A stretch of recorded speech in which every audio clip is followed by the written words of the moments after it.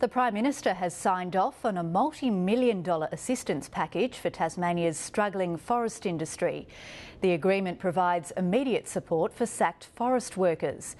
But exit payments to forest contractors and money for regional economic development won't flow until a large area of native forest is protected. Here's state political reporter Brad Markham.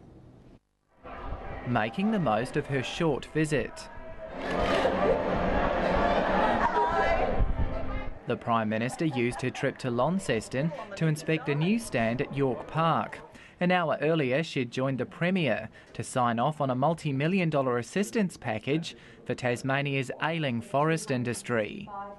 What this agreement responds to is changing market conditions.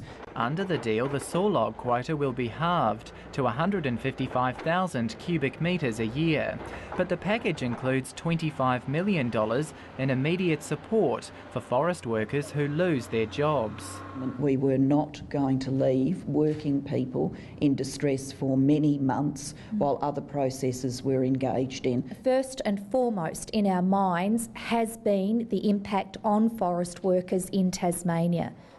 The conservation aspects of the final $276 million deal have been significantly strengthened.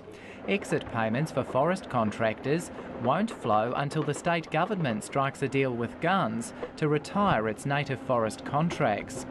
And 430,000 hectares of native forest is to be immediately placed into informal reserves and will not be used to help meet wood supply contracts. And my hope is that we will have an agreement that the Greens Party will be able to support through the Parliament.